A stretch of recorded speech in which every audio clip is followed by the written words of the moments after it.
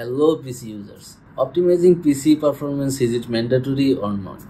First of all আমার মতো যারা কম জানা লোক আছেন তাদের জন্য এই ব্যাপারটা হচ্ছে একটা ডিপ রিসার্চের ব্যাপার। কারণ আপনি যখন পিসি বিল্ড করবেন, পিসি বিল্ড করার পরে এটা নিয়ে অপটিমাইজ করার জন্য অনেক অনেক অনেক পরিমাণ অপশনস আছে। ফর এক্সাম্পল, আপনি আন্ডার ক্লক করতে পারেন, আন্ডার ভোল্ট যাই বলেন, অথবা ওভার ক্লকিং। আবার আপনি চাইলে দুইটাই করতে পারেন। And this goes for CPUs and GPUs both. এছাড়া র্যাম টিউনিং করা পসিবল।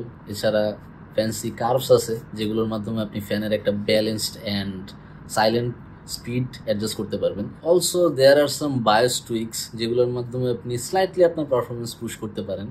এছাড়া উইন্ডোজেরও বিভিন্ন সেটিংস অ্যান্ড হাবিজাবি অনেক ইউটিউব ভিডিওস আপনি পেয়ে যাবেন যেগুলোর মাধ্যমে পারফরমেন্স হালকা ইনক্রিজ করা পসিবল। বাট আমার কথা যদি বলেন, আমি পার্সোনালি প্রেফার করি ডিফল্ট স্টক সেটিংসে থাকা। একটা পিসি বিল্ড করার পরে সর্বপ্রথম আমি যে কাজটা করতে পারি সেটা হচ্ছে জাস্ট এটার বায়োসে গিয়ে এটার র্যামটাকে ওভারক্লক করা, এক্সএমপি অথবা এক্সপিও যেসব টেকনোলজি আছে এগুলো ইউজ করা, এগুলোর মাধ্যমে র্যামের ফুল স্পিডটা পাওয়ার জন্য এই সিস্টেমটা এনেবল করা। আর এছাড়া যত বায়োস অথবা ড্রাইভার্স যেগুলো আছে সেগুলো প্রপারলি আপ টু ডেট করা হয়েছে কিনা, সেগুলো আপডেটেড আছে কিনা, এগুলো হচ্ছে আমি বেসিক্যালি প্রিফার করি এগুলো করা।